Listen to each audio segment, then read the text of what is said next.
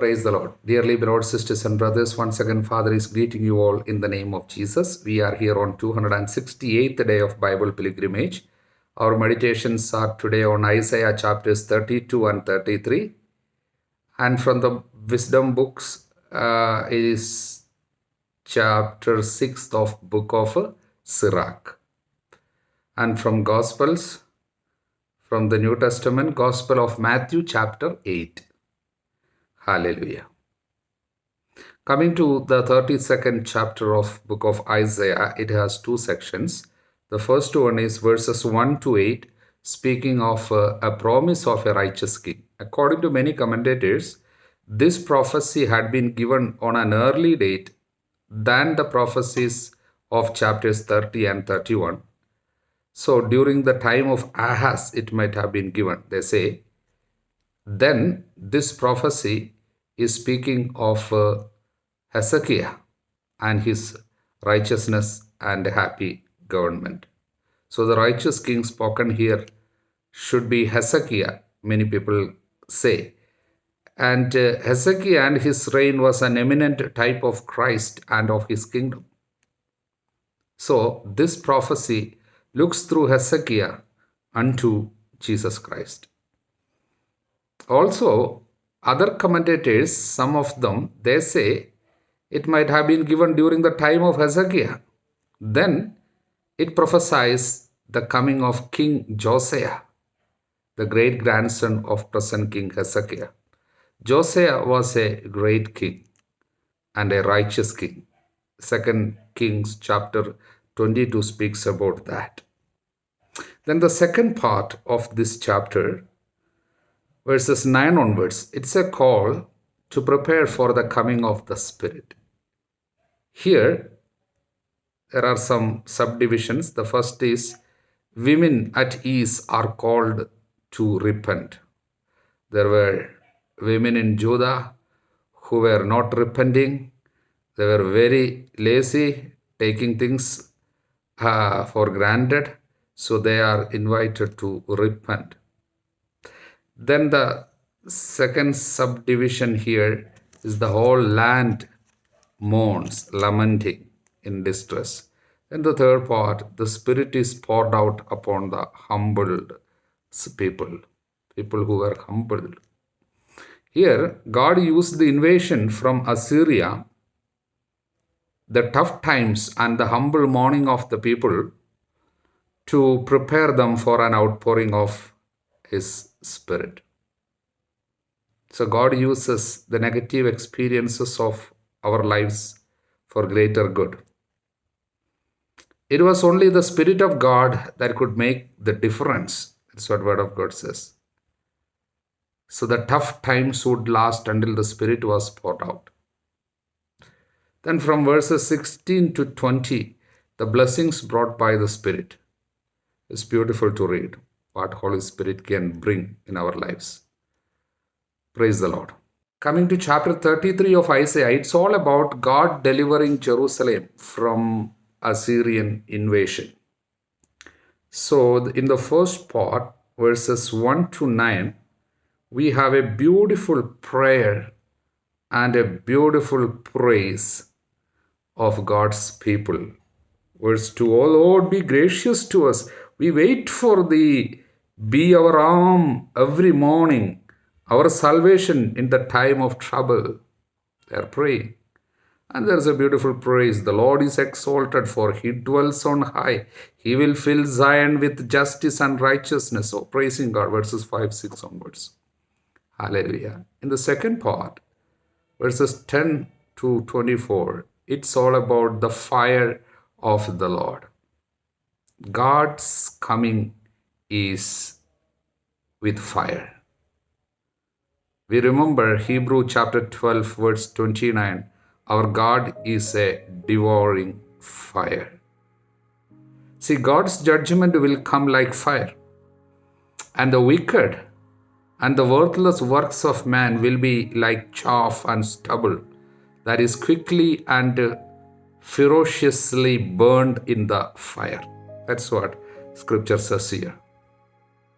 Now we remember what St. Paul is writing exactly the same thing in 1 Corinthians chapter 3, verses 12 onwards. Now, if anyone builds on the foundation with gold, silver, precious stones, wood, hay, stubble, each man's work will become manifest, for the day will disclose it, because it will be revealed with fire. And the fire will test what sort of work each one has done. If the work which any man has built on the foundation survives, he will receive a reward. If any man's work is burned up, he will suffer loss, though he himself will be saved, but only as through fire. Hallelujah. So those who were not afraid to practice their sins, they will be now afraid when righteous judgment comes upon their sins, the form of fire. Hallelujah. But who can dwell with the devouring fire? The righteous people will stay, they can dwell with the fire. And that is the beautiful thing. Verse 14 onwards. Who among us can dwell with the devouring fire? Who among us can dwell with everlasting burnings? 6 conditions are given. He who walks righteously, who speaks uprightly, despises the gain of oppressions, sinful money, and who shakes his hands lest they hold a bribe, no bribe, who stops his ears from hearing of bloodshed, evil things, no need to hear, will not hear, and shuts his eyes from looking upon evil. No evil stuff will be seen by the eyes. So such a person will dwell on the heights. His place of defense will be the fortress of rocks. His bread will be given him. His water will be sure. It's a beautiful thing. Your eyes will see the King in his beauty. Praise the Lord. That is chapter 33. Now let us come to the book of Sirach. The author of Sirach had given so much importance to good friendship. So here in this chapter 6, verses 5 to 17, he is teaching about friendship. Many other places also we find in the book of Sirach speaking about friendship, like chapters 11:29 to chapter 12, verse 18. Then chapter 22, many places like verses 19 to 26. Also chapter 37, verses 1 to 6 speaks about friendship. In this chapter, the second section is all about importance of seeking wisdom. Verses 18 to 37. As I had earlier explained, wisdom here is the feminine personification of the constant and continuous works of the Lord manifested and seen and present in the creation. Praise the Lord. Coming to Gospel of Matthew chapter 8, it begins like this. When he came down from the mountain, great crowds followed him.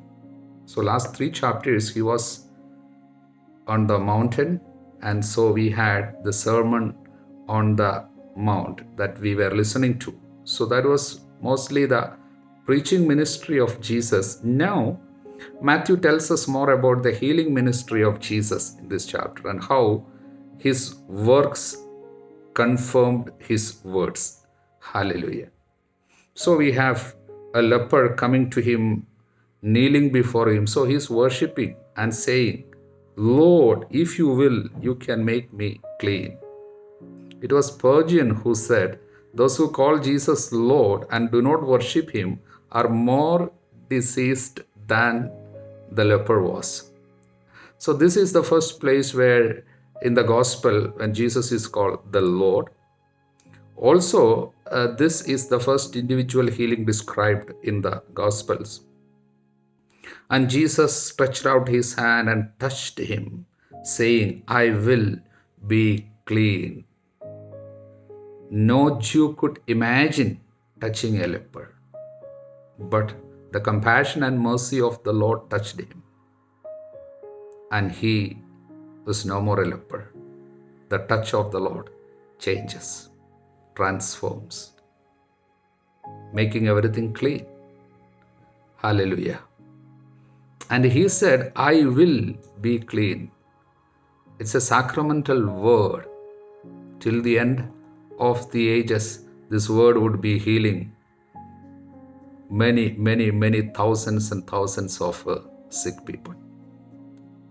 Those who approach him with a lot of love and faith. Hallelujah.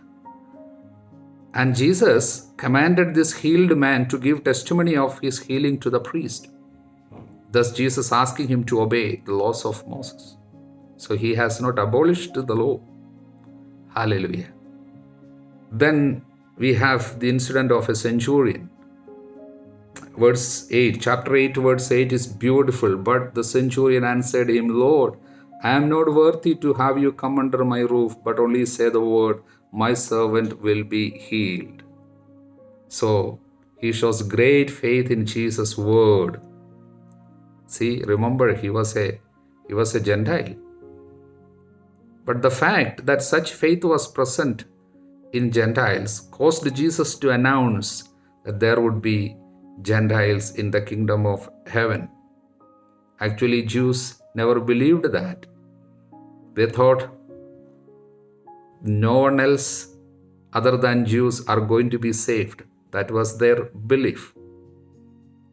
And Jesus reminded his Jewish listeners that just as the Gentiles' racial identity was no automatic barrier to the kingdom, their racial identity of being a Jew was no guarantee of the kingdom.